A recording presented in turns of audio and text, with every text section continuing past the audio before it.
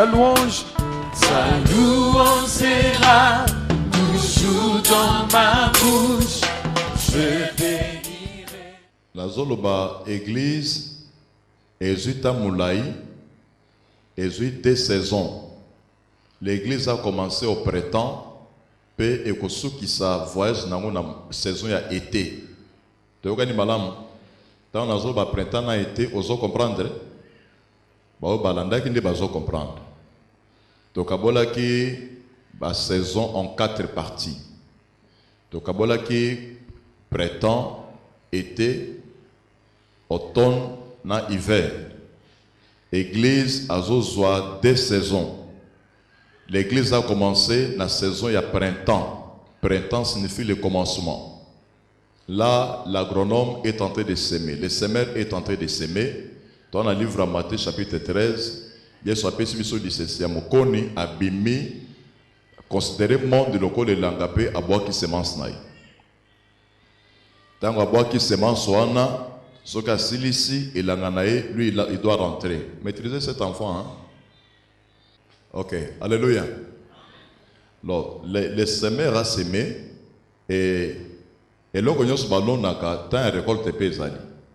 Alors, l'église dans le bas qui semence est bandée depuis la bandée dans le printemps et le printemps ici c'est la Pentecôte. Semence c'est les a semé.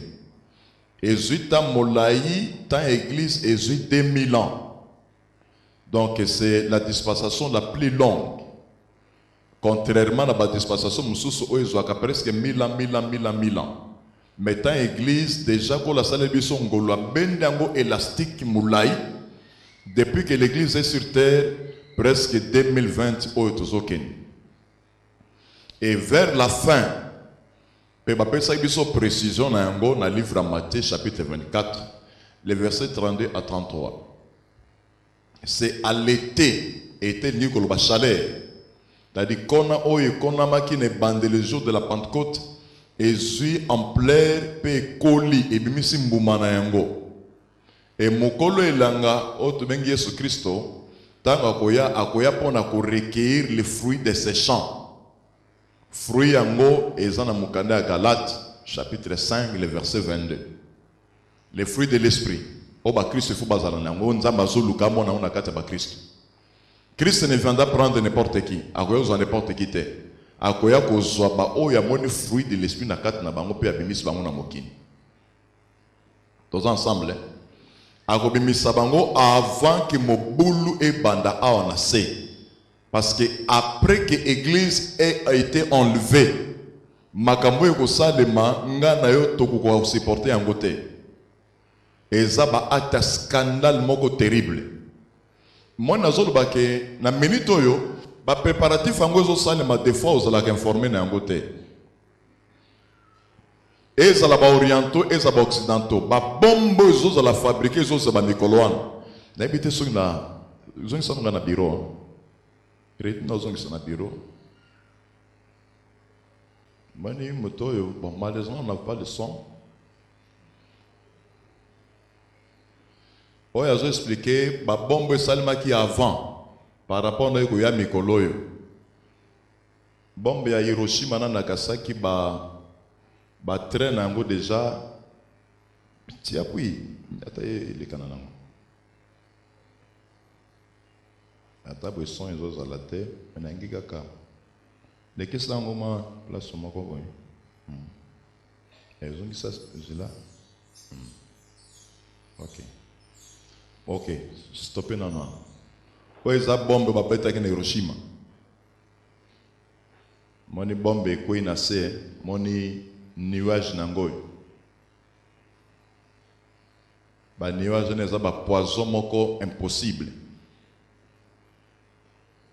Ba beta quand on a 1940, 45, ba effet nangoy kenda des années.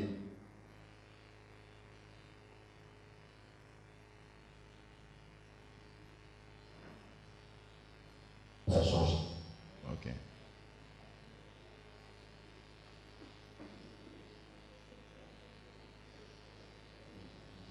Le 16 août 1945, Batakote Bozomon. Tiens, on pause. balongola na tableau ezonga boye.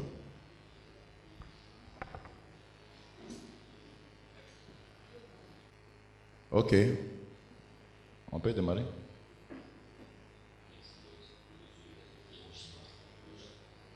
Cette arme nouvelle, inventée par les plus brillants scientifiques du XXe siècle, va changer à jamais la face du monde.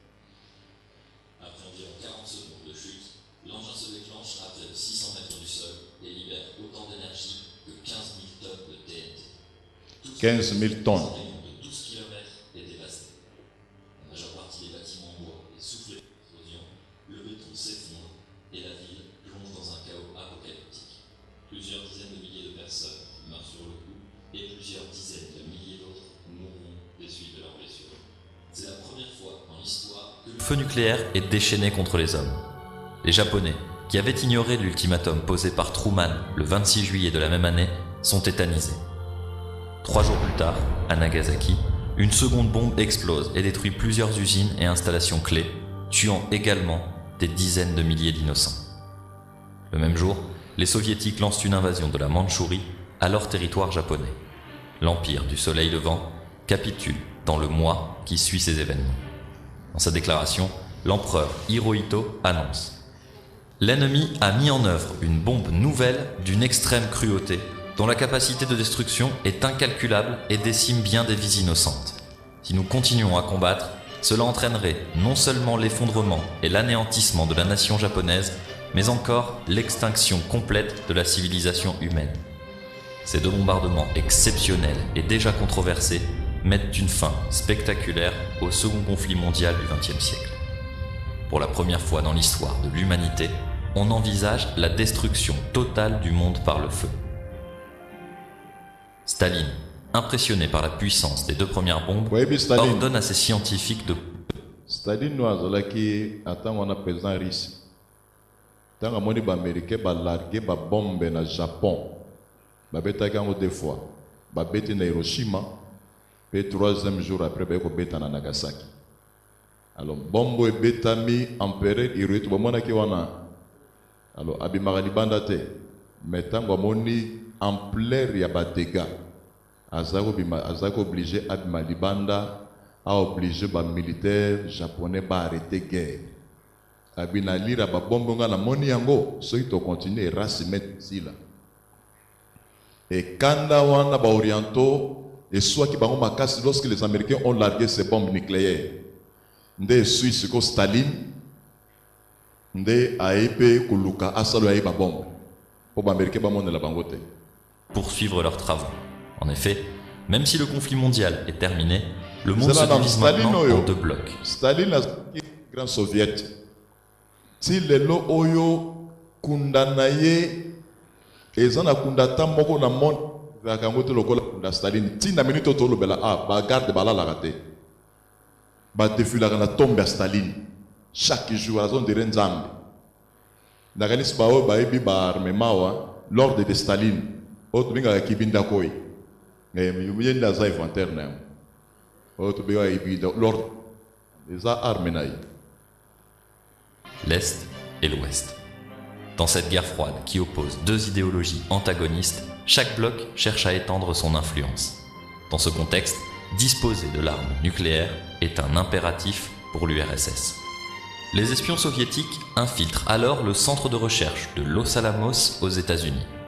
Klaus Fuchs, un Allemand recruté par le NKVD, les services secrets soviétiques, transmet des informations capitales à l'URSS. Alors que les politiciens américains pensaient que les soviétiques avaient besoin de 10 ans pour développer la bombe atomique, seulement 4 ans après la fin de la guerre, le premier test nucléaire soviétique se solde par un succès. La bombe, qui ressemble comme 2 gouttes d'eau au modèle lancé sur Nagasaki, explose dans les steppes du Kazakhstan. Désormais, l'URSS et les États-Unis se battent à armes égales et la course à la plus grosse bombe s'accélère. 1952. Les Américains testent un nouveau modèle d'arme dans les îles Marshall dans le Pacifique. Cet engin, qui ressemble plus à un immeuble qu'à une bombe, est le premier à exploiter la fusion nucléaire. Il s'agit d'Ignimec. Cette nouvelle technologie de bombe qui utilise la fusion nucléaire peut potentiellement libérer des milliers de fois plus d'énergie que les réactions de fission utilisées auparavant.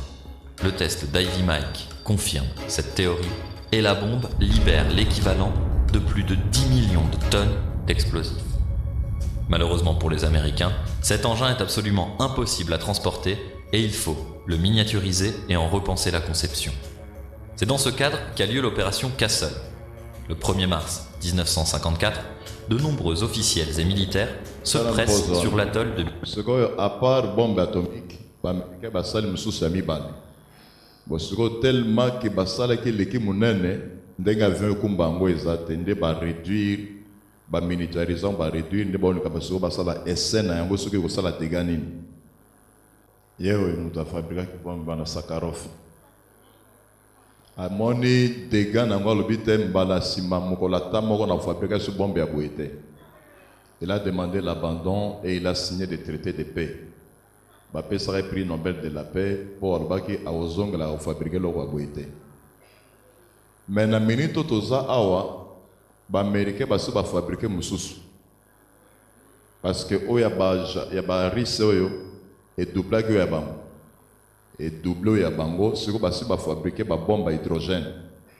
Oya za 1000 fois plus que la bombe atomique. Ba risque peut ba fabriquer bango mikolo. Tant exemple pour notre labino biloko on a bon mon biloko na ndengezali. Voilà, tous on a ce qu'on eschatologie. La fabrication au monde, ce ne sont pas des mensonges, ce sont des choses babika. Alors, j'avais dit église et quand est-ce que l'église sera enlevée? Dans vos provocations et entre l'Orient et l'Occident. Il y aura un trouble où il se déchaîne.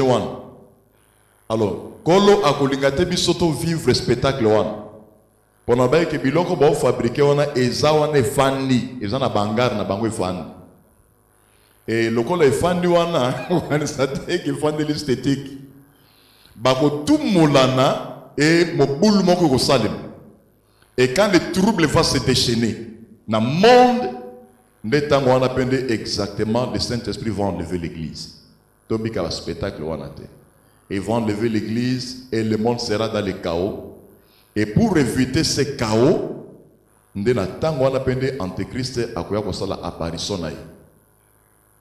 Il y a un qui a expliqué après l'enlèvement de l'église, qu'est-ce qui va se passer dans le monde tant que l'église est posée à la terre. Tous ensemble, parce que dans le bas que Nzambe a travaillé selon le calendrier naï. Petokabola qui a à peu près 3 calendriers. Calendrier de c'était le calendrier de l'église, n'est-ce pas? Donc Nzambe a un programme et on avait lu Actes des Apôtres chapitre 1. Jésus a répondu aux apôtres, ce n'est pas à vous de connaître le temps et le moment que le Père a fixé de sa propre autorité. Donc Dieu fixe les événements et les circonstances selon temps naïe. Quand est-ce que l'église sera enlevée?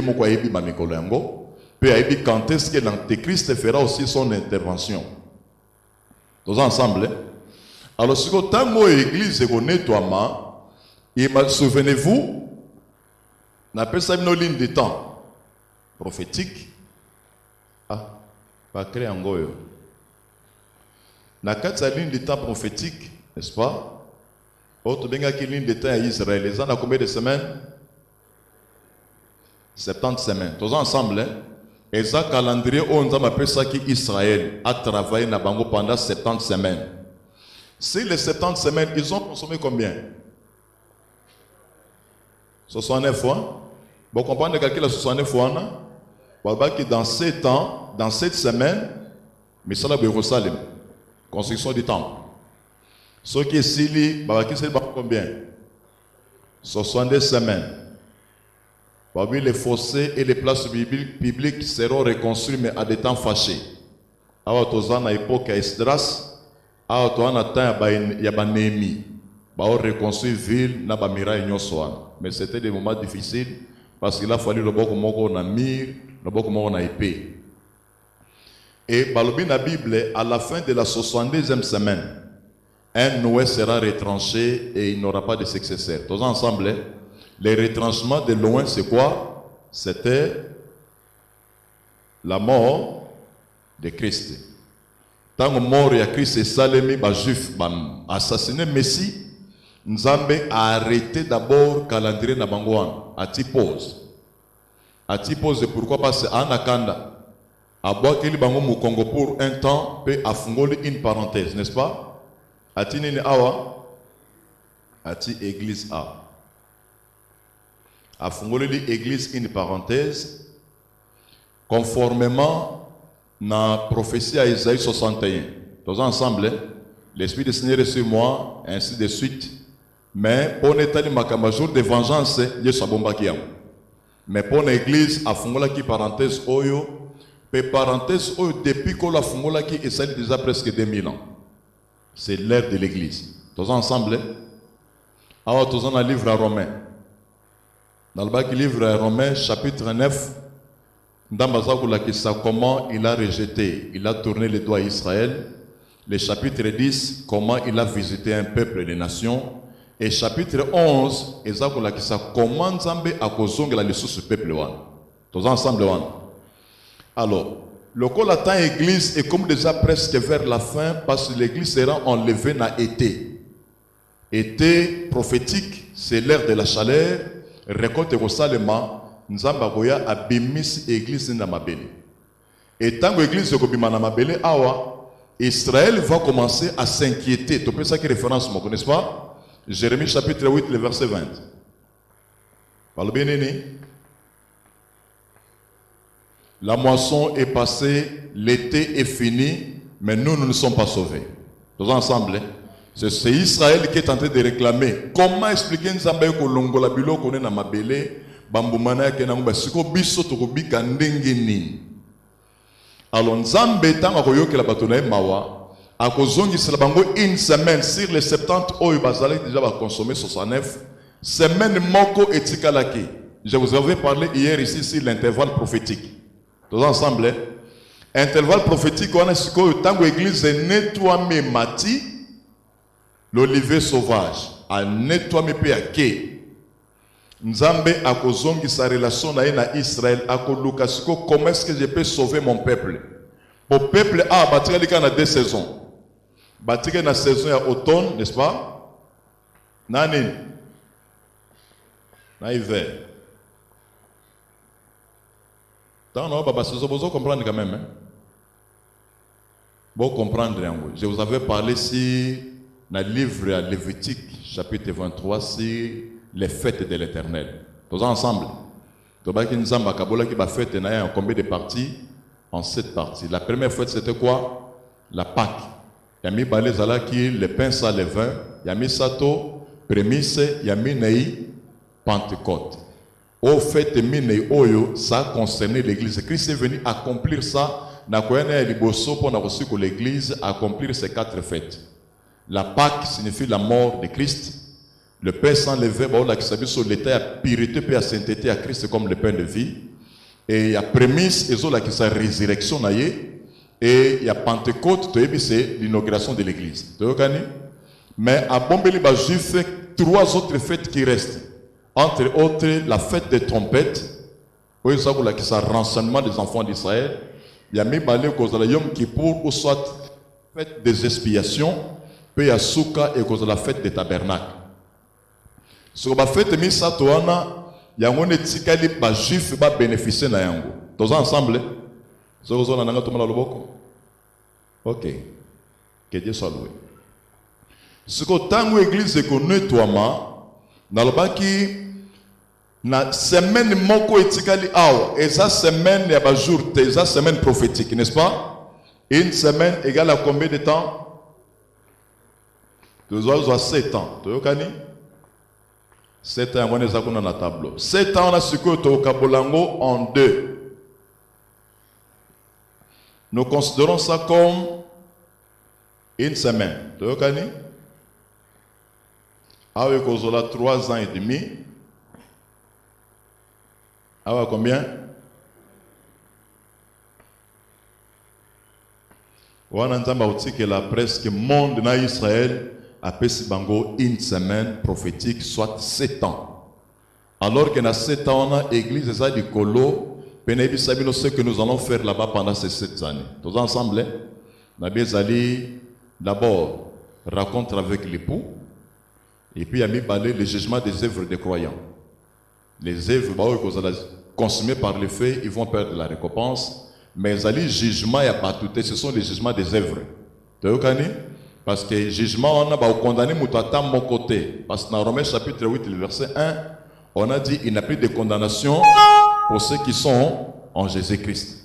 Toute personne qui a crié à Jésus-Christ sera enlevée et qu'on n'est pas un zambé, tribunal, tribunal a récompense. Kotala, makamosela ki nzambe na sina moi nda ko récompenser mutu na mutu. Toyoka ni malamu. Et ceux qui récompensent ici, to célébrer moi noce de l'agneau. Moi fête salemi, mais on a ces makamozo indao. Alors, dans 7 ans, on a mabele awa, qu'est-ce qui se passe? Awa siko to moni le dévoilement du mystère de l'iniquité. Mystère de l'iniquité, ce qu'il faut qu'on t'assure de façon officielle. Parce que pour le moment, diable a zalandere azate. Mais tant que l'église est bimana mabele, pour la lobaki, il faut que celui qui les retient ait disparu. C'est maintenant que nous allons voir paraître l'impie. Na sena mokili awa, il y a des choses qui nous entendent. Dès que l'église est nettoyée, donc quand tu connais benga kango, la trinité diabolique. Trinité diabolique, il faut se connaître en action. C'est-à-dire, dans la trinité, il y a qui le Père, le Fils et le Saint-Esprit. Quand on est dans la minute, le Père, le Fils et le Saint-Esprit qui ont travaillé ensemble pour le plan de salut des hommes. Maintenant, tant que l'église est nettoyée, la trinité du diable maintenant va commencer à agir. C'est-à-dire quoi? Quand Jésus était en Israël pendant ces 3 années à ministère terrestre, Jésus n'a pas travaillé seul. Jésus a travaillé et au jour du baptême, le Saint-Esprit est descendu sur lui, n'est-ce pas? Jésus et le Saint-Esprit ont travaillé ensemble dans le temps de la grâce, pendant que le Père était là. Na tango pe 7 ans o ekobanda, le Père, le diable, soit le serpent ancien, il va changer de camp à cause de la likolo. Ce qui te expliqué dans Matthieu, Apocalypse chapitre 12, n'a expliqué aussi. Les dragons, parce que Jean le j'ai vu un signe au ciel, un dragon rouge. Le Père ici, le diable a occupé partie céleste. Il sera là-bas, le dragon rouge. Mais on a mabelé sikoyo, batonemi balé oyo, le fils de la perdition que nous appelons Antéchrist, à côté en scène, et il sera accompagné avec les faux prophètes ou azali type de Saint-Esprit. Donc ensemble, comme le Père, le Fils et le Saint-Esprit, ils travaillent dans la collaboration, et la Trinité diabolique est souvent travaillée en collaboration. Et le Père ici qui représente le diable et le serpent ancien, il va occuper la partie céleste. Je crois Paul a le déjà dans mon Éphésiens chapitre 6. N'est-ce pas? Les esprits méchants dans les lieux célestes. Ce qu'on attend à 7 ans, ces 2 personnalités ici, ne er na bango sikoyo bakoya kosala invention bakoti siko officiellement. Moko arobimana terre, omususu arobima na mer. Il y a la bête qui monte de la mer. Alors, dans Apocalypse chapitre 13, tant que tangamonyo se zos à la terre. Mais, nous expliquons que bête moko arobima na mer. Akomata, pe bête mususu arobima na mabele pe ti. Mais ba mer na ba terre oyo, eza ba mer physique te. Tozo kana, eza te kabomba na kine na se mai. Ndesiko tango église ki ya bimi na se mai na mokili te. Eza expression. Quand Dieu parle de la mer, il s'agit de langage prophétique, soit biblique. Et quand Dieu parle de la terre, il s'appelle langage prophétique. On va expliquer. Alors, les disciples de Satan ici, oya komatana mer awa comme on est antichrist. Antichrist. Oya bimana terre awa babenge nani. Na abrégé qu'il faut prophète FP, tous ensemble. Oya mère comment on est nani? Bozolo bate? Oya te? Ok. Antéchrist, c'est la bête qui monte de la mer, et les faux prophètes, c'est la bête qui monte de la terre. Il a deux bêtes. Dans l'équipe, pour comprendre, parce que c'est l'ombre qui nous donne un peu l'idée sur la réalité. Tous ensemble, hein? Imaginez lorsque les enfants d'Israël sont en Égypte, pour Nakoya vers Canaan, comme la plaine de Moab. Tous ensemble, tant comme la plaine de Moab, il y a deux personnes. Balaam na Balak. Balak est qui roi de Moab, Balaam est qui faux prophète. Tant que Israël a zone le Cana, qu'est-ce qu'ils ont fait? Babemi na mabele, bamati di kolo. Tous ensemble, bamati di kolo na bangomba. Donc ils montent. Sous ce moment, ils va prononcer une incantation sur les peuples de Dieu, les enfants d'Israël. Tu vois? Mais Nathan va prononcer la parole de la malédiction. Qu'est-ce que Dieu faisait? Nous avons empêché Balaam à Kokakolubama de Kolon la bananité. Tous ensemble, on a ombre, on a réalité dans le pays qui toujours. Alors, lorsque l'église sera enlevée, le Seigneur aura le souci de son peuple Israël. Nathan Nzambe Suku Azouz a le souci, il y a peuple naïe. L'Antéchrist va d'abord faire l'émergence à Bimeli en Israël. À Bimela, en Israël, d'abord Nathan a liboso les 3 ans et demi. Tant que à Bimela, Nathan peut moquer dans le baki, moment avec champignon. Lui va venir pour d'abord mettre la fin à cette terreur. À Koya dans un premier temps, Koya Kotia Kimena Mokili Mobimba parce que Antéchrist Oyo dans sa forme. C'est comme la forme. Mais dans la Bible, la bête. Quand on parle d'une bête, exactement qu'il y a Nyama 4 pattes. La bête, c'est un langage biblique.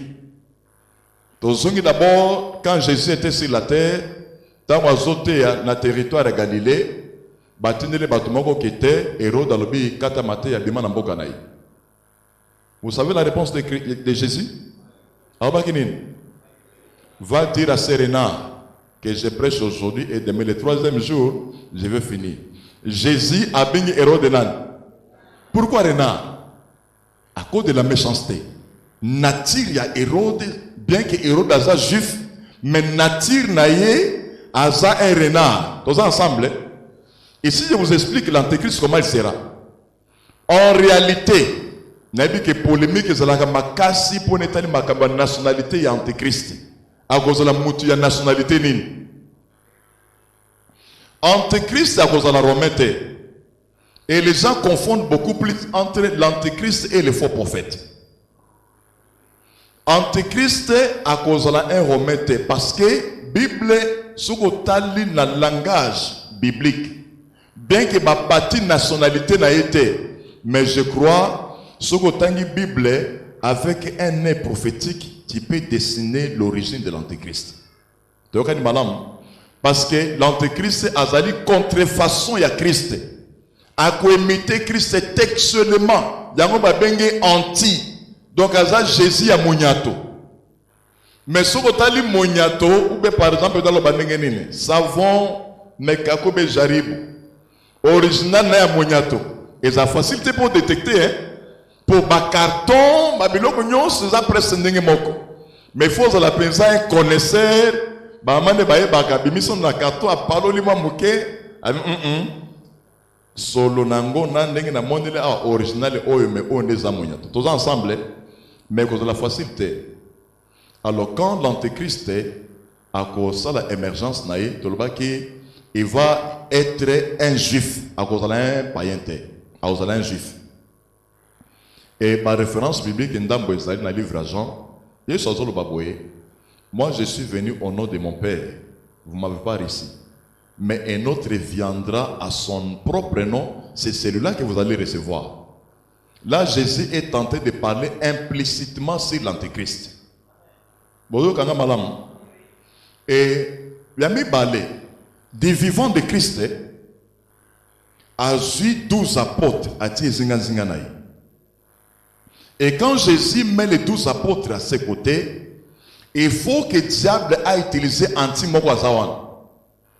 Et parmi les 12 apôtres, 11 bazala qui battu à territoire, il y a Galilée. Tous ensemble. 11 bazala na territoire à Galilée, mais mon y a apôtre azali na territoire à Galilée, c'était Judas Iscariote. Judas azala qui mutu assis na territoire à Judée. Mais Jésus azala qui est comme apôtre. Un juif mais apôtre. Mais ce que malamu, quand Jésus parlait de Judas Iscariote, azobengaye démon. N'est-ce pas moi qui vous ai choisi les 12 et l'un parmi vous c'est un démon. Vous comprenez le langage de Christ, hein? Tant que Jésus a un démon, et c'est Judas c'est quoi? Aza démon? Aza nationalité ni? Aza juif, mais Jésus quand tu le regardes, il l'appelle un démon. Binomo bébé définition à démon. Démon est un agent du diable. Et c'est un esprit malfaisant. Donc physiquement, l'antéchrist sera un juif, mais dans son fond intérieur, dans la mentalité, il y a statut polymétallique à Nabucodonosor. Tous ensemble, dans le statut polymétallique, il y a Nabucodonosor. Là, qui sont de ces statuts polymétalliques? Oui, comment est-ce que vous avez déjà un problème? Tous ensemble, la statue polymétallique, nous allons voir les 4 empires universels. L'empire on est qui ennemi farouche à Israël, en commençant par la Babylone. Babylone a cédé autorité dans la Mède et le Perse. Tous en la Bokadensar, tous en la Syrie Nadarus, la Mède et la Perse. Tango bango ba chité, tomoni 3e empire, ba grec avec Alexandre le Grand. Et tango ba grec ba chité, tomoni empire romain, n'est-ce pas? Avec ça l'apparition naïe. Mais empire romain oyo a presque la même mentalité que les 3 autres empires. Tous ensemble. Parce que l'empire romain ba pis totem naïe, c'est un monstre. Monstre oyo asangisi lion, ours na léopard, asangisi forme na bango misato. Donc antéchrist c'est un akoya, bien que physiquement à cause de la juif, mais à cause de la mentalité fort intérieure naïe, et ça ces 3 animaux ici, dans la carte naïe. Alors la carte naïe le kolam, ba esprit on est dans la carte naïe, yango bezo benga la bête. Vous comprenez ça? Quand on parle de la bête, bon là qui ça un être qui existe sans même la conscience de l'existence de Dieu. Parce que nyama physique a kenegolo sambote. Nyama tambola kelunginase, il n'a pas conscience qu'un Dieu existe. Et c'est comme ça que l'antéchrist sera. Et laissez-moi vous dire que la nationalité de l'antéchrist, contrairement à d'autres prédicateurs, moi je soutiens que l'antéchrist pourrait être de la nationalité juive. Parce qu'il y a des bandes à Israël. Les deux, les juifs, ceux qui ont dit que l'antéchrist à cause de un romain,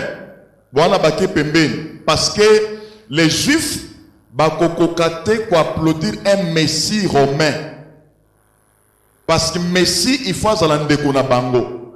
Azan la corps ya bango, pas juif. Tozo kana malamu. Akoya d'abord la première phase oyo. Akoya ko se présenter le ko la ndeko na bango. Mais en réalité azan ndeko na bango te. Soko zongi na Bible, au monde a Caïn et Abel. Baza le ko la bandeko. Mais en réalité be baza be bandeko te. Pour ceux qui baza bandeko makela mbeka yo ko Abel te. Et c'est pourquoi, dans la Bible, que Caïn était du malin. De quoi l'apôtre Pierre qui est tenté de dire ça? Que Caïn était du malin. Bien que physiquement, dans la chair, il était le frère d'Abel, mais spirituellement, il était du malin aussi. Alors, tant qu'Antéchrist a connu la première partie, Oyo, Akoya pour annoncer Kimia a la première partie, tous ensemble, Akoya loko la motaye comme na bango Kimia. a-t-il d'abord trouble pendant qu'il est bandé à maîtriser un go calme, monde des na kimia. Yami balé. À cause de l'effort à faire signer les juifs na ba état arabe nyonso ba soana des années et des années pe oni kokaka ko sangisa bango ensemble te parce que Nations Unies et meka ba négociation entre Israël et le Palestinien et les Arabes et simbakate. Mais lorsque l'Antéchrist va faire son apparition, à cause de l'effort à meka ko faire signer Israël un traité de paix, un pacte de paix, Israël avec toutes les autres nations arabes bafana na kimia. Et à cause de la seule personne qui va réussir ça. Tant qu'on fait réussir Péwana entre Israël et les États arabes, na kimia. Pourquoi? Parce que les Arabes bakubangay. Parce que Antéchrist oyo, Bible zolbaki à cause de la militairement fort. À cause de la na façon ya komonana à cause de une partie homme, à cause de la on dirait une partie machine. Pour à cause de la mutumoko normalité. Parce que même le Messie Jésus n'était pas un homme normal. Mutu normal a utaka na rapport sexuel ya mwasina moba ne mutu normal a botan. Mais Jésus est né par la vertu du Saint-Esprit. On dirait que c'est l'esprit qui utilise le corps pour former un homme. Et l'Antéchrist va faire presque la même chose. À cause de la pensée normalité. Voilà pourquoi, déjà dans le préparatif de l'Antéchrist, les Américains et les autres nous présentent déjà les portraits. Bazo Bengaye, Superman. Comment on a fait Superman? Ou soit Babenge Spiderman. Ba Superman, on a ba Spiderman. Et ça déjà ba préparatif naïe. Spider est l'homme le plus rapide. Oh, ba Babenge super homme. C'est-à-dire Aza homme ordinaire, Aza super homme. Pourquoi? Parce que je vous avais dit hier ici qu'avec le développement technologique, bamoni ki homme ordinaire azana mama ele muke bazoluka soba sala homme augmenté na tante na tela bino documentaire ya homme augmenté au Mark Zuckerberg azomeka kumotango mikoloyo bazoluka siko ba tisa motu ba bete ba piste électronique na niveau ya cerveau pour augmenter ba capacité à raisonnement ya motu au soit motu ba banola ti ba casque moko boye et mais pour perfectionner l'intelligence de l'homme. Et l'Antéchrist ici, à cause de la comme un super homme, à cause de la pensée homme ordinaire boité. Tous ensemble. Donc à cause de la capacité, il y a que frappé, il y a que c'est quoi. Parce que à cause de la blessure mortelle, et vous appelez Nathan Moko Antéchrist, à quoi imaginer, à quoi imiter Christ, c'est presque textuellement. Comme le vrai Christ était mort et il est revenu à la vie, l'Antéchrist va faire la même chose. Alors, avant, à côté de la scénario, à se présenter d'abord dans la face oyo, pour un Messie qui a Israël contre les États arabes, il y a mis balé à aider Israël et récupérer le territoire dans bango nyoso au babungisa. Parce que jusqu'à présent, Israël, territoire n'est pas en beauté. Une partie est allée assiégée par des Palestiniens. Alors, baso bundati les locaux récupérés par Kokakangote. Mais lorsque l'Antéchrist va faire l'apparition, à Kouédé, bango va récupérer tout leur territoire. Et quand les Juifs vont commencer à voir ces bienfaits, ils vont maintenant placer leur confiance à l'Antéchrist et vont l'acclamer. Pas seulement que ça les forts azong savons ba territoire, mais à misa à aider les Juifs pour restaurer les cultes mosaïques. Tous ensemble, c'est-à-dire culte à Moïse, ndengi zalaka dans l'Ancien Testament, à koluka azong sans pas c'était les lois oyo. Ba Juifs ceux bataille biso ndengi to priaka ah ba ben na biso tona désordre. Ba mona biso neti ba désordonné. Un Juif a priaka boité. bana rituel na bango o Moïse atikelaka bango ndenge basambelaka nzambe na bilate na bilobeli. Alors tango antéchrist akoya akokuta déjà troisième temple et ça déjà construit. Tous ensemble bon bazalaki lobby na lobelaki bino moko ya signe ko la kisaki Yesu azoko ba pene ezape le troisième temple. Troisième temple oyo kozala na tango oyo antéchrist ausala l'apparition awa et ba matériel nyonso déjà ezali. Ils ont déjà l'institut pasteur de Jérusalem basi ba rassembler presque tous les matériaux. Ce qui leur manque seulement c'est l'arche de l'alliance. Mais l'arche de l'alliance ba ibi déjà adresse place ezali. Bon basala ki ba cave souterrain na esplanade du temple kuna la se mabele ba monde déjà place sur arche ezali. Mais ndenge ba ko so arche ba zongisa na côté na bango na desalimité. Mais lorsque l'antéchrist va entrer en action, le temple là, le troisième temple serait déjà fini. Parce que c'est dans ce temple là qu'il va s'autoproclamer Dieu. Tous ensemble. Nous sommes tous ensemble. Tous ensemble, le bon combat tout le monde. Dans le baki awa koyana on a monté ma malamu ati kimia azongi se bango ba territoire na bango et a misato a colocation ko zongi sa culte ya Moïse. C'est-à-dire bambeka net Moïse atikila ka boy le biso to lukaki. Olé za balosam loko bato ba keya. Mais nous voulons le culte de Moïse. Ba sacrifice zonga les sources. Ba sacrificateur base net ezalaki na tango na kala. Et tango ko récit biloko mi quelques biloko na pateli bino awa les juifs vont l'acclamer. Mais voilà le Messie que nous entendions. Parce que quand Jésus était sur la terre, à kokisaki ba attente ya ba juif te. Les juifs avaient besoin d'un Messie régnant. Oya koya ko sur sa terreur ya ba romain ba monela ki bang. Parce que tant Yesu soyez akuti ba romain bazo monela Israël. Bon bazo c'est la kasi que Messie oyo akango la biso mais Messie a un message contraire. Oh, il a été dit pour dent pour dent, mais moi je vous dis, ceux qui m'ont dit que mbata kotoyo, c'est que là oyo. Ceux qui m'ont dit Seigneur, c'est que là manteau, a un message moko contraire. Ba provoquer, ba ju pièce à César, ba la kisi, est-ce que kolo, to futa ba impo kaka ou bien to futa te. Jésus prend la pièce de monnaie, il les garde. A besoin de l'onganan, oh ils ont le gars César. Ah bien non, gagne bon na makama César te. Bozo un peu à César et bo futa. Offrande de Nzambe bo pesa. Ça crée un problème parce que la question c'était des questions pièges. Donc Jésus bazo c'est là que à partir à l'élo, moi comme Messie d'Israël, j'arrête ma kambaba impôt tribune à César, il faut si là. Mais Jésus dit qu'il continue à payer encore les pots.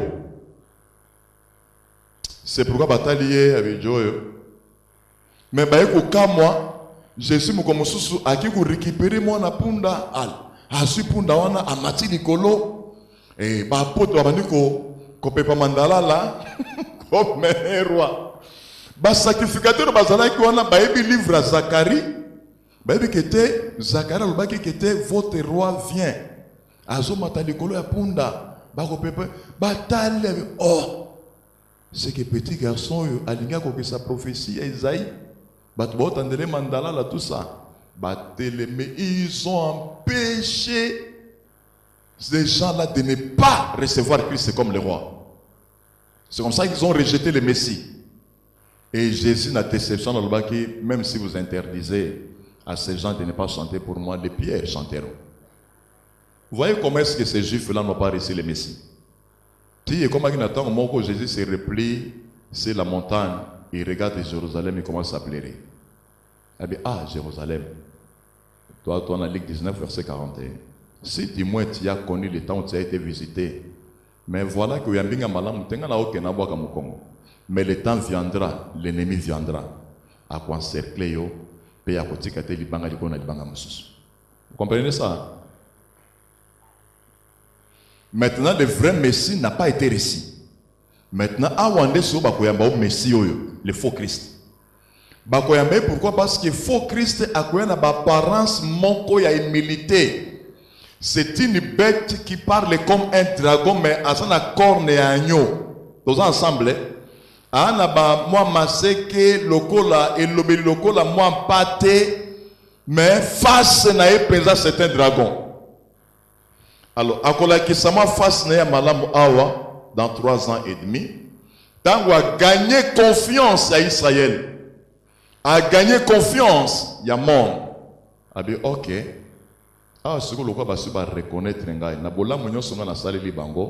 la Bible nous dit qu'au milieu de la semaine, tous ensemble, le milieu de la semaine,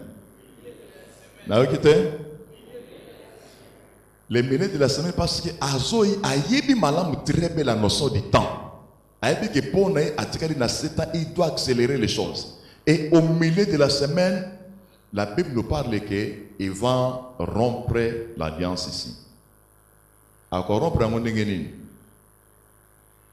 Tokozonga moke dans l'ombre. Hein? Donc ça la voyage, ombre na réalité. Dans l'ombre, boyebi tango moko ekomaki na tango yo mokonzi ya Babylone. Ayebi si batu nyonso ya mboka neke bon, nayebi ke na mboka nanga banzambe baza ebele. Na arrêté nano moto ata moko atinda prière epa na nzambe mosusu ba prière nyonso epa na ngai. Bokanisi histoire wana. Donc a coffre nano banzambe nyonso. Abi toutes les prières doivent être adressées au roi pe a signer décret à publier. Et Nabucodonosor nazalaki mo entreté azali na ba fournaise na iba, ils ont dirait ba four à soteski. Azali na ngwebele. Et tango edi royal et tamboli et ça na contestation te bon batu ba s'organiser mokolo ba utinda ba prière pa na roi ba beti ba trompette ba salambike ba instrument corde motinyo so tout à la fukami ba zotinda ba prière pa na roi ba so adorer roi oh roi vie éternellement yondo zaboy mikolo yondo zanzambe en attendant ba so adorer Nabucodonosor. Mais quelque chose d'étrange, Bamoni 3 personnes, hein, les 3 compagnons de Daniel, Meshach, Shadrach, Abednego, habitaient. Mais lorsque chez nous, on ne le fait pas. Nous ne pouvons jamais adorer un autre Dieu en dehors de notre Dieu d'Israël.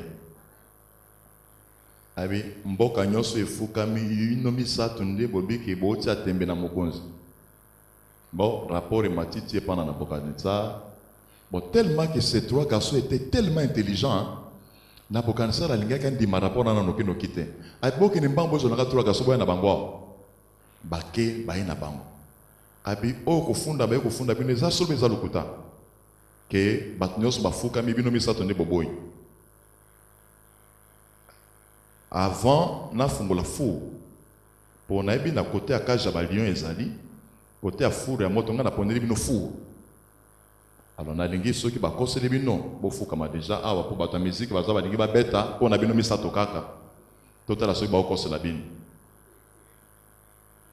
ay mo konzi inutile ba beta tate au rapport ba yaki nango awa eza solo ba kosite biso na makila na biso tokoki jamais mibeko ya Moïse efana na mutu. On ne peut jamais se prosterner devant une créature, le kolayo. Tout ça là yangote. Naïbi que tout ça misala mingi en Babylone, on a aidé ces pays à se développer. Mais pour ce qui est de l'adoration, nous avons bien bisoka. Abingande bozo répondre nga boabi oui, on de to répondre. Bozo mona moto tabité mokonzi. Ndambe to sambele ana makoki. Ana makoki soki alingi abimisi biso na moto, okipe ko bimisa biso na moto. Ce qui peut aller que Tokufa, il n'a pas de problème. Tokufa na biso.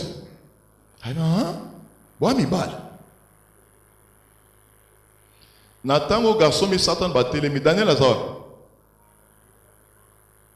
Daniel Azar c'est parce que Daniel Azar c'est pas église. Azar déjà enlevé. Vous voyez ça? Donc grande tribulation au coup à Daniel te. Et au coup à paix ba juif mosusu ba compagnon mi Satan. Ba zawana liboso na Nabucodonosor. Abi ok, bo fungola. four. Bakangi bango commande, bwende bayaki ko bwaka bango na four wana. O événement zo de kawana nde ko sa manatan oy. La deuxième partie. Donc donc il y a tango moko on va élever baba kete awa suna katikati ya semaine awa l'antéchrist va interrompre l'alliance. Akokata alliance, c'est-à-dire quoi? Il va cesser les sacrifices et les offrandes. Tant qu'akokota na kati ya temple, yemoko antéchrist sukoyo akokota tinalié très saint. Dans Mokanda Matthieu chapitre 24, Jésus a dit que celui qui lui fasse attention. Dans l'abomination de la désolation. Jésus a bien utilisé le mot. Hein? Quand vous allez voir l'abomination de la désolation, montez dans les lieux saints, que celui qui lit fasse attention. Donc Jésus savait déjà cette époque. Parce que moi, je suis mingi. Tozoka biloko oyo kosala malatanga wa tribulation tozongi sango na temps église. Et sur votre temps Bible malam vous risquez de commettre beaucoup de confusion. Vous prenez les histoires, il y a tribulation et vous avez dans l'église, et biloko ata église vous avez dans la tribulation. Nazala ki malade doit que kota langa ite tout ça. Biloko na c'est pas autant de l'église. Tant nango ezali. Doit ensemble, mais tant nango ezali. Tant nango ezali tango yo les jugements des nations au sama. Na baki na ote abino si la prolongation. Hein? Et la prolongation de 75 jours est en Daniel 12. Alors, lorsqu'il va interrompre le tant qu'on a lié saint à quoi ça va juste désormais. Na bola munyo songa na sali libino. Territoire na bino na ba. Pesi bino na tikime na mboka mutautumu la bino lisusu zate beaucoup mola la pongiro kwa ba bébé. Et na zongi sécurité mosaïque. Mais désormais Nangi bo reconnaître nga logo la Nzambe. Oui, nangi bo reconnaître nga logo la Nzambe. Ceux qui ont un temple, avant tout, tu dois venir d'abord m'adorer. Nde lisumu munende ba juif ba boyande yangoan. Ben mais il ne faut pas faire blague avec l'adoration. Tu sais, quand Jésus était sur la terre, les soucis du diable, c'est ça qu'on l'adore. Préoccupation de ma casse. Donc, il n'y a pas de la on a besoin de cahier. Moi, je ne vraiment. Donc, il n'y a pas de la on a besoin de donc, il veut qu'on l'adore. Il a commencé son grand projet depuis le ciel. Quand il voit les anges adorer Dieu le Père, ils ont ce pays, ça a dit bon, moi, je monterai aussi. On sent l'effort. À ça l'effort à mobiliser les autres gens pourvu qu'ils va adorer. Et comme l'adoration est allée exclusivité en Zambé, nous avons vu que moto sur la fin de ça qu'on foutait dès le jet par terre. Et tant que comme il a mabelé il n'est pas satisfait. Aïe à cause Adam a récupéré tous les territoires. Banation c'est comme la salle contrôle là. Abotoli Adam biloko nyo sona tout et comme on dirait aïe. Et tant que vous soyez pour récupérer biloko wana a pitié sur ce mobeko. Ah bon, moto. Yoga bien. Ma bene nyos na baro mi nyos tout yo zomon ezaka yangai. Azanga mwenu. Tango Adam sumuki a récupéré biloko wana. Parce que celui qui pêche devient l'esclave de celui qui l'a obéi. Aïbisi Christ sekete biloko nyoso ba territoire nyoso neza ngai soko lingi na minute o kakana peso ata nyoso be grande partie fuka menanga kakawa comme ça de so atala kana liso abi ozo bate muto zolo belai boy ngai yo Yesu na fuka melayo na tika kufuka melanzambe na fuka melayo. Jésus a refusé. Tu vois, tant que boy, le diable qui n'est qu'un psychanaï. Mais à quoi obligé les juifs basala yango. Vous voyez, à obligé les juifs basala. Mais vrai juif, à qui jamais adorer une idole. Ça c'est provoquer la colère de Dieu. Motabunda ko tumula mama comment ils a qui Aaron quand Moïse a tiré sur la montagne, Aaron sur la terre, il a fabriqué une idole. À Tiangouan. Et les Juifs ont commencé à adorer cette idole. Et Dieu s'est fâché parce que c'était briser le premier commandement. Dans le premier commandement, il dit, tu n'auras pas d'autre Dieu devant ma face. Tu ne peux pas te prosterner contre les créatures. Et ils ont dans l'école l'espace. Et ils ont assez à mal partout. Au coquille jamais qu'on se prosterner. C'est pourquoi bien-aimé, tout ça moutou, mais quoi adorer moutoute. Au coquille tout ça moutou. Il a des choses, j'ai aimé aller moloto. Il a des mots que je ne peux dire qu'à toi seul. Et ça veut dire que je verbe mususu. Et bon, c'est un individu. Je t'adore. Je t'adore. Oh mon bébé, je t'adore. Ah! Aïe!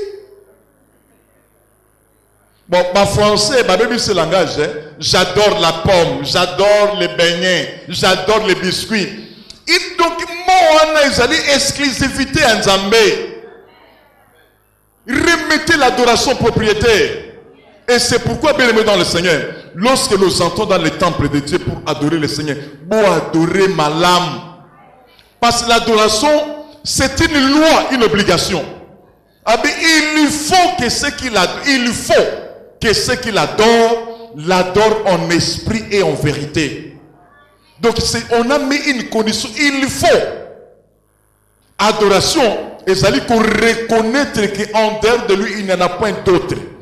C'est pourquoi eloko nyoso zo la pour Nzambe, ça la mona zo lenga, c'est ça adorer. Même quand on offre les offrandes, c'est une adoration. Bato bakansara que bon adoration to comme na tango adoration.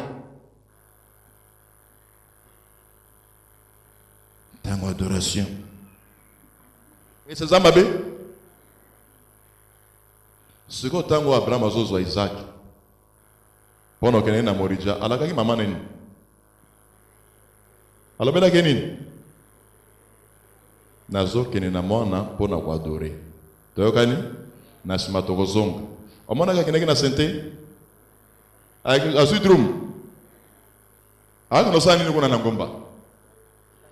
Kokata kingo ya mwana. Donc ko bonza mutu ndi abenga ngo adoration. Donc l'adoration ce n'est pas seulement les cantiques, même le fait d'offrir à Dieu. Quand vous vous présentez devant Dieu avec ton offrande, c'est une adoration. Au jour reconnaître que dans ce qui yote benga na joie que loko yote. Voilà pourquoi Nzambe a frappé qui bat l'église et bandé parce qu'ils ont commencé à jouer avec ces choses. Anani et Safira, bamone bazala qui va premier martyr ya kobetama. Makamba pite bikobo kofinga na bitu mezala kite, mais kusakana kana makambo ya kokabela Nzambe, ba yeko zo ba vanti batina kati. Et Dieu les a frappés. Et l'homme et la femme tous des sont morts. Au même instant. C'est pourquoi, au moment où on a vu ce défaut, on dirait que on dirait que malam. Tu as réussi à dans la pauvreté éternelle. Ce qui te fait offrir une zambété. Tu as réussi à faire ah, deux passé la banine à 10 000. Bon, 10 000 on a ce que tu as fait, matuma nangombe. Et soit rayoté. Mais quand ça devient un problème. Oh mon Dieu. Dans le livre de David de Edebo, on a placé une dame à l'okota qui est. David de Edebo, il a fait un basui 1 million de naira, bon, Nigérien. Na pesa offrande mkolomoko ya 1 million de naira na pesi. Na église nyoso et yoki sango mbongo na pesa offrande. Mais les lois que nous avons besoin, biloko à sala est impossible. À une église dans l'Écosse, en Nigeria, nous avons tika l'Écosse à 40 km que nous avons l'église qu'on a Zamba. Nous avons 40 km. Et il a commencé un chantier là-bas et les gens quittent l'Écosse. Bon, on a dit na Zamba kuna. Il a formé le plus grand temple chrétien du monde aujourd'hui. Ndamba yokeli afungule leka lola motema manama koyeba kokaba ko honorer bato église bo comprendre biloko yo et ça ne loko lekite kokaba pa Nzambe et les juifs savent ça kokaba ekomela ko problème te oye l'église ombongo mbongo zana ngote etungisaka pe yote ta mususu 2 semaines okabaka pe na yote so ozolinga siko nzambe akonte ndenge nini oh na amina makambo ya na kema pembeni muke est-ce qu'on peut acclamer le Seigneur?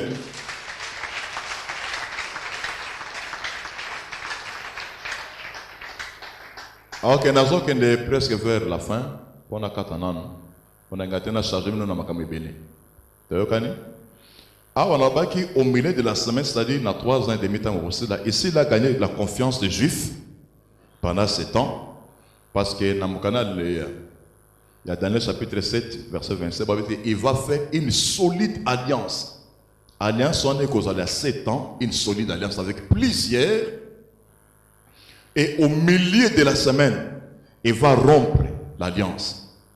Babi le dévastateur, des fois on l'appelle l'Assyrien, des fois l'impie. Comme on est gawan ba majina naï. Babi appelle le dévastateur, c'est-à-dire mon bébé ici. Alors, awa mon bébé ici awa a quoi arrêter alliance, pe abani ko exiger ba juif ba adorer. Et maintenant les juifs vont commencer à refuser.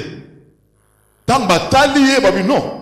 Moutou a écrit d'abord au nom de l'Éternel. Mais comment il change la position que toi-même adoration pas naï? Nous, en tant que juifs, on ne peut pas le faire. Et c'est ici maintenant, il y aura ce que nous appelons la grande tribulation. Et maintenant, dans la grande tribulation, en tant que juif, on va dire qu'on résiste. De makambo, on dit qu'on va dire qu'on toka, au parti, aux 3 ans et demi étiqual. Nous ensemble. Dans 3 ans et demi étiqual, qu'est-ce qui va se passer ici? Et quand le diable depuis le ciel, il remarquera que Bakoumi ko résister moutonné dans ma belle parce que Antéchrist à cause de la doté de la puissance à diable yemoko. Donc en fait le diable s'incarne sur l'Antéchrist. Il est la manifestation ultime du diable.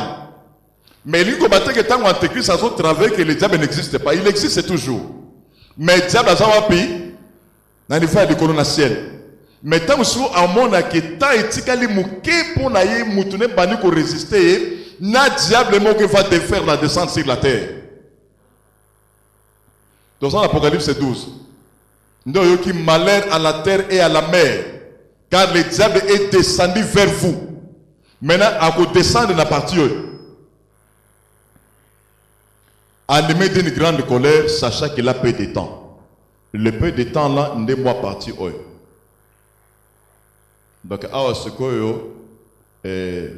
la trinité diabolique est côté dans la scène et le diable va accorder à l'Antéchrist encore une grande autorité.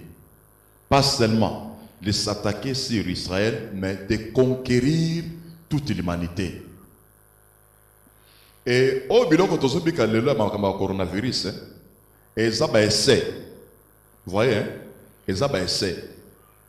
Quand ça biloko ba osalango awa ba osalango na ba ube o maladi moko e utaki na ba pangolais tout ça et ça biloko wana te da biloko ba pangolais te ce sont des histoires qu'on a montées dans des laboratoires tozokana biloko ezo salema eza bien calculé ba ebi ke to meka boye e ko sala boye deuxième vague e ko ya boye suka bato ba donc ce sont eux qui dirigent le monde.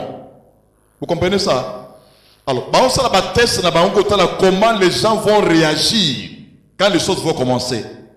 Le virus va monter dans le laboratoire par des antéchristes. Les antéchristes. Va monter dans le laboratoire, va lancer en distance. Va kisi bango moko bazana ba antidote ya biloko oyo. Et ba kolinga pe mutu mususu apamba pa bozo akisi nangote. Ba moyangi kalani ba bimisi ba kisi hapo. Ozo kata ba uti akana yango. Ba moyangi ya biso ya RDC na ba misusu wana tout ça ata soko fabriquer kisi na yo. Et kozala na plein na matoi ya Organisation mondiale de la santé te. Parce que OMS ezali gérer na bato wana ba tête wana. Wana na malam ba tête à OMS ba yibani ba tête na bango. Der Bill Gates ezali parmi ba tête wana. Après ça mongo ebele. Et ba kolingate yoka parce que côté pharmaceutique, et ça, l'industrie, mon côté dans la mongo miko, l'industrie pharmaceutique. J'ai suivi une interview, il y a Mouyangi, dernièrement, à ça, na télé 50. Et na digital, plutôt, qui est Mouyangi, dernièrement, ça ne pas un peu 2 semaines. Alors, na plateau, bah, tourner sur yo, bah, comme ça que était, yo no ibi qui si a coronavirus, n'engue ti sur yo yaki position zo la terre. Ayi bande kunangai. Na zulu bango la face du monde. Ba réalité zo le kana, bin ba comprendre en côté. Ba kondimaka jamais kis nanga ki zo bikisa. Pourquoi? Parce que derrière ça, c'est tout un marché. Pour ceux qui sont à côté, on peut mingi. Qui veut investir $1000 na côté à alimentation et qui veut produire tant sous 2000. Na côté à bilamba et qui veut produire tant sous 2500. Mais ce que oyo na côté à diamant na ba or tant sous qui veut produire 5000.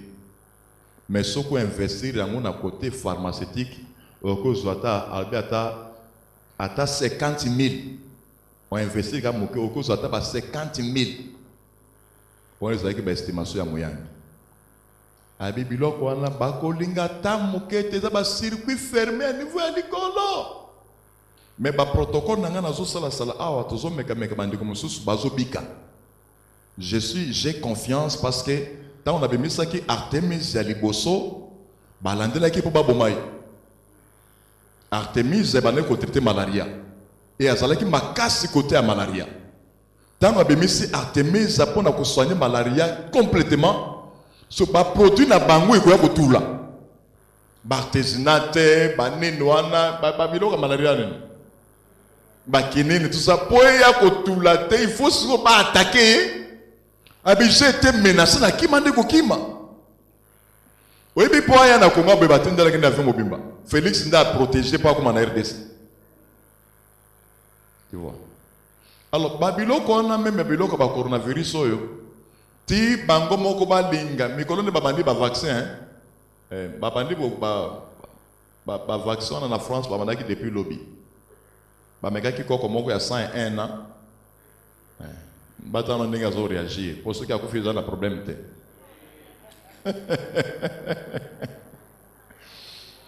Bon, bah, vaccin à Pfizer, aux autres États-Unis, peut comment un problème. Pour le conditionnement, il y a une facilité. Il faut y avoir un kit très froid. Malil ma casse, bah, on a un bloc. Vous voyez, ça, c'est un avion, et puis, on a pu comment on va conditionner la chaleur dans la RDC. Il y a facilité. Ceux qui battent RDC, c'est une des malades.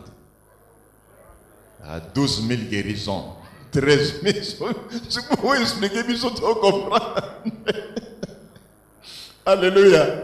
Oh, qui s'en rend cas, il comme 50, il comme 60. Bango Kassoua, plutôt mon appel de boy, et Zalaga, et Zala Moutuboye. Bon, il est vrai que la maladie est encore réelle. Pour la réaction, il y a des fois. Ils ont une réaction au coronavirus, on a quand même, pour toi, on a quand même une réaction à. Yo. Comment on a réagi?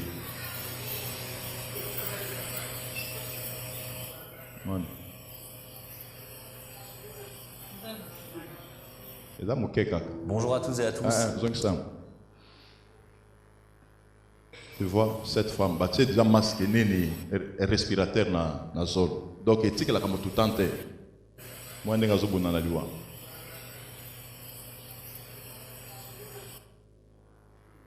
Moi, je suis Covid. Stress n'est pas dans liboso. Stress est dans liboso. Babunda, ba maîtriser stress. So babimisi. Babilo qu'on a mis, ba on est ba programme kayango. Babani na VIH pan balancer en batali sikoyo oyo nyokola ki bato Ebola ba virus na bagarda kayango bagarda kayango na ba laboratoire P4 ba laboratoire P4 ba laboratoire makaso garda ba virus mortel ba kayango moko eza na France monsieur dans na côté à Chine Alors, balancer Ebola, on dirait champ expérimental.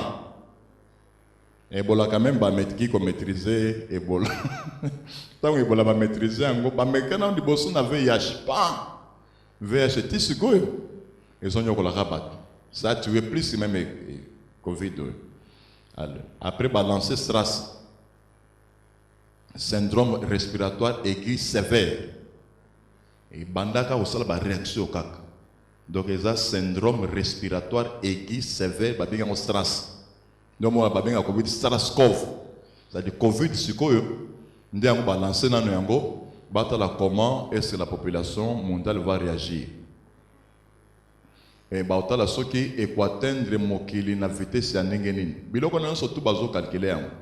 Et je sais que quand l'antéchrist va venir, comment est-ce qu'il va gérer le monde? Parce que le monde est gosungaye. Tous les outils technologiques où ils ont salima awa pour n'habitants pour briser alliance awa à cause de la secours les grands dictateurs mondiaux. Donc expliquer aussi pour accompagner des points de vue militaires, accompagner des points de vue économiques, tout ça il va gérer. Et à côté il y a moutinios dans le monde de code.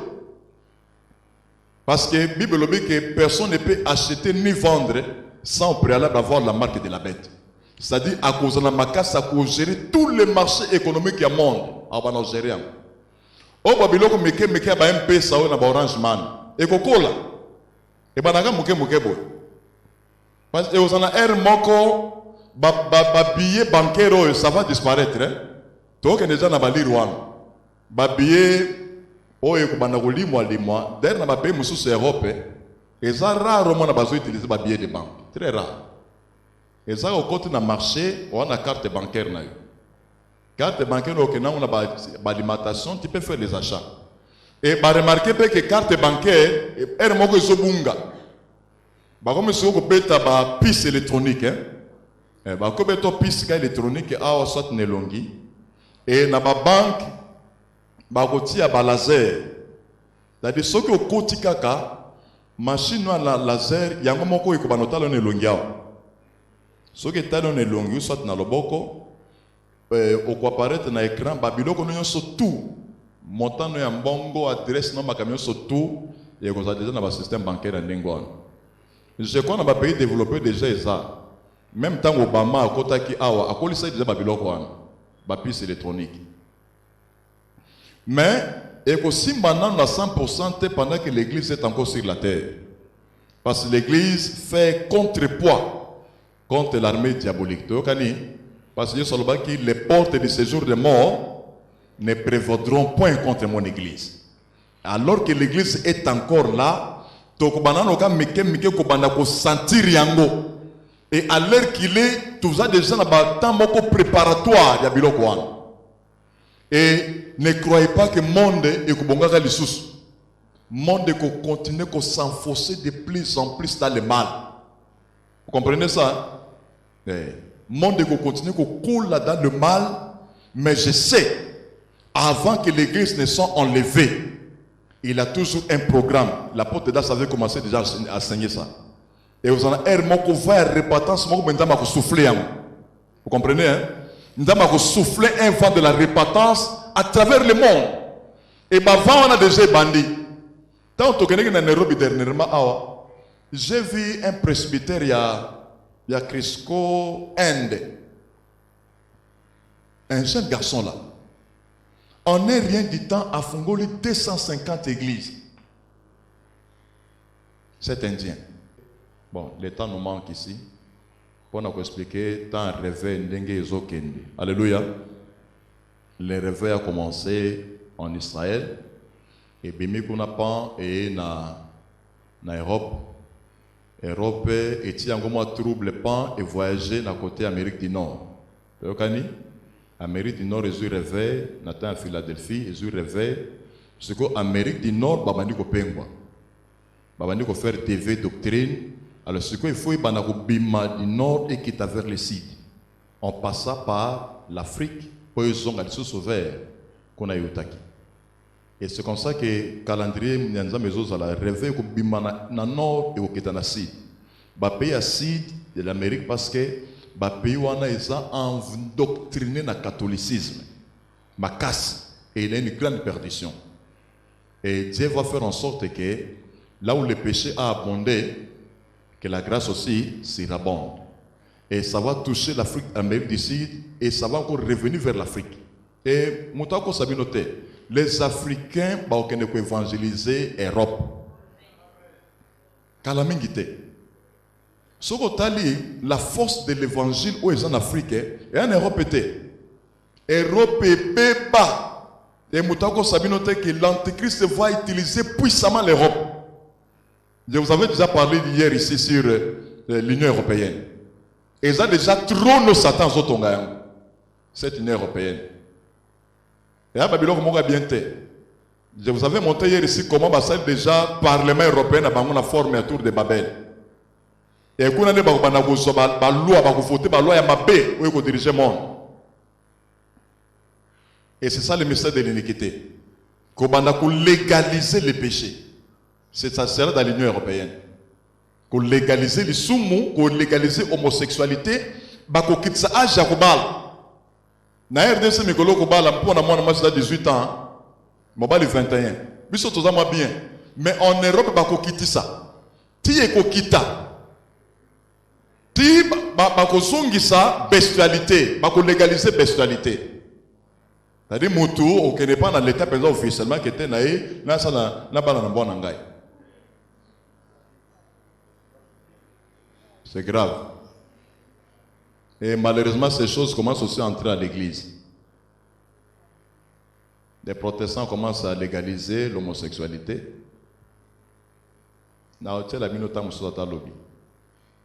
Une église protestante en Norvège, ils ont légalisé. Na synode na bango mobimba boya protestant, ba lever maboko likolo que nous sommes pour l'homosexualité.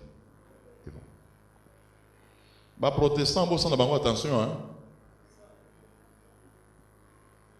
Ça va bango attention parce que et vous allez appeler moko ya courant, je vous expliquer parce que là on a expliqué dans le cas antéchrist hein.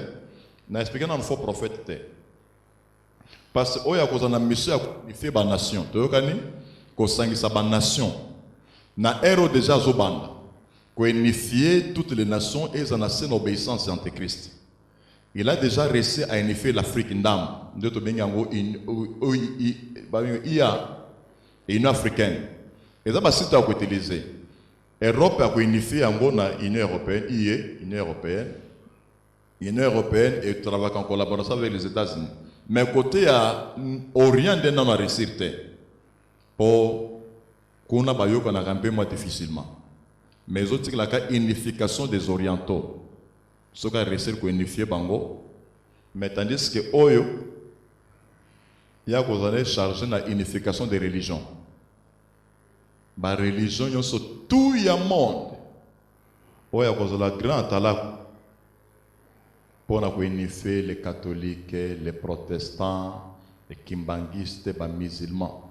D'ailleurs, les lois déjà pas besoin de faciliter par Makamboy.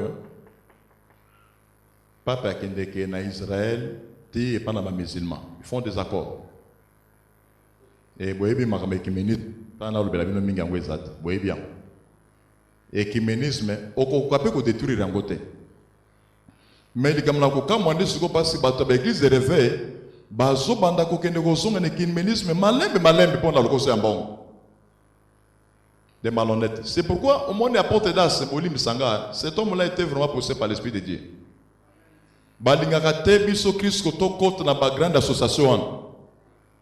Vraiment c'est interdit. Tu vois comment ces associations ils sont derrière l'argent. Mais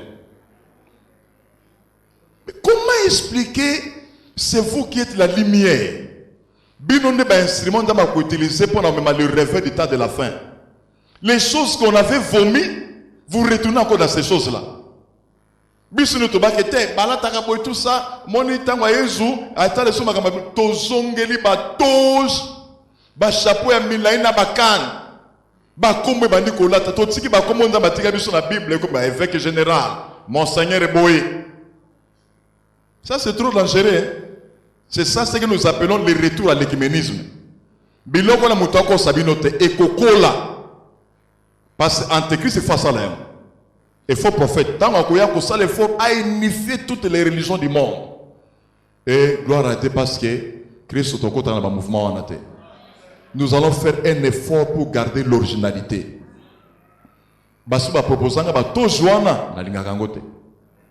Oh mon Dieu, ça mutu monen bishop na na ila kanga ibakate a toj. Na koto na chambre na lati na lati yango. Mais ndambi nanga mamuna kanga na Kristo mambiza na ne bakate a bani makoseka. Je ne peux pas faire ça. N'habite que toi, je sais de somme, mais il y a certaines choses, to troubler la psychologie à Banate. Nous sommes en train de troubler la psychologie des enfants. Est-ce que vous avez un somme? Vous avez un somme? Vous avez un tête. Mais quand la pasteur n'a pas pu faire ça, ata olambi ndenge nini kodi yango pesa mabete mais biloko mosusu na moi niveau bato bayebelaka yo na qualité il y a des choses que tu ne peux pas le faire car pour l'anjalo que nous lions na banya vraiment. D'abord ce sont les animaux domestiques et ba benga bango les animaux de compagnons et moi biloko mosusu ceux qui ba mono par exemple na France ozubo manya ozuli aye police ye kangio ba kangio pesa que tu fais la maltraitance des animaux. On s'arrête là pour aujourd'hui. Alléluia. Et nous allons continuer la culte matinale. Nous avons touché mon cœur sur l'antéchrist et nous avons mon cœur sur les faux prophètes. Ceux qui aussi lisani na bango. Alléluia. Oh, attention, il va salir le fundo. Bagosuka batumi baleo. Bagosuka. Tango baokoma awa, il y a quelque chose qui va se faire. Tu vois dans 7 ans, 3 ans et demi, on a souka, awa pembeni, awa la prolongation, pas prolongation. Prolongation, on a 75 jours, parce que bataille, bataille d'Armageddon. Ça va prendre un peu de temps. Et dans cette bataille d'Armageddon, il y a des dégâts et ça permettra aussi à Dieu d'arranger les choses pendant ces 75 jours. Ce qui a arrangé mokili malamu, événement mingi na expliquer bino awa, c'est la première résurrection, le jugement des nations. On va vous expliquer ce qui est sili. De ce que bazui satan ba kangi pendant 1000 ans. Vous voyez, ba kanga satan pendant 1000 ba kangi na noye, pour nzambe abi alokota d'abord. Na zonga na question à papa Floride. On va d'abord prendre livret. On va arrêter livret, on va jeter ça. Et puis on va ramasser les blés pour mettre ça dans les greniers. Tu vois? Mais là, on sait ça par rapport à l'église. Il faut d'abord qu'on lit les diables. Et on a expliqué, quand on va jeter les diables dans l'abîme, c'est quel abîme? La Bible est expliquée en mots. Tu vois, hein? Je vais vous expliquer, quand on dit qu'on va arrêter les diables pendant 1000 ans, on va vous expliquer cet abîme-là. Tous ensemble. Donc on peut résumer ma casse noki pour mardi, tout ça l'effort, ceux qui n'ont pas permettre, de me arrêter. Ceux qui peuvent essayer mardi, tu es tout quand on a ensemble, tu vas enseigner pour nous toucher dans la femme et les raconter. L'Apocalypse 12, on a expliqué dans 24 vierges, 4 êtres vivants, fléau, on a expliqué par la grâce de Dieu. Amen.